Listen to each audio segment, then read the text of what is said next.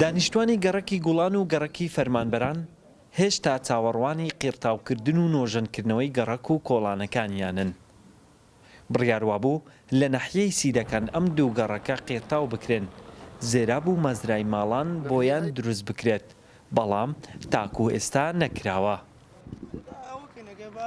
مەوەع زیندان لێ خراپتر نابێ، ئەو جادێ قرار بوو بکرێ جەنابی ئەوە قایمەقام هات گوتی ئەو جادێ ئەکرێ و ئەو خەستەخانە و ئەو چەند شتی گوتن گوتی ئەکرێن، ئێستاشی دیار نییە، بەس گوتەکێ و کردن نییە. ڕێگەوبانین بۆ نەکرا ئەو کەندەی بەخۆی نتوانین دەرچێ بکەینەوە بۆ گەنین بۆ تێ نەوێنین تا ڕێوبانە ڕابچینەوە ڕێوبانن مەهەی هیچمان بۆ نەکرا حکومەتش وازی لەمەینە. نزیکەی سەدەیەکە سیدەکان کراوە بە نەحیا، هێشتا لە زۆربەی خزمەتگوزاری سەرەتایی بێبەش کراوە و لەم ناوچەیە ئەنجام نەدراون.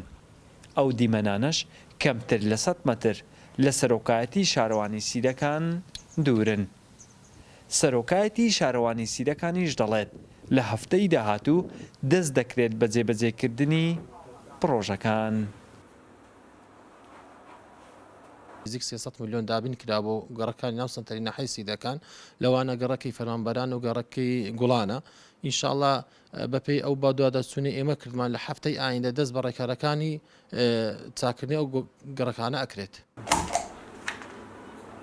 بە نووسراوی فەرمی نزیکەی 300 میلیۆن دینار بۆ نۆژەنکردنەوە و قیرتاوکردنی ئەم دوو گەڕەکە دابین کراوە، بەڵام ناحیەی سیدەکان هاوشێوەی ناوچەکانی تری کوردستان نییە، کەمتر ئەنجامدانی پرۆژەی لێ دەبیندرێت، ئەوەی هەیە تەنها بە نووسراوەکان ئاماژەی پێدەکرێت. وڵات حەسەن، کورسات نیوز، برا دۆست.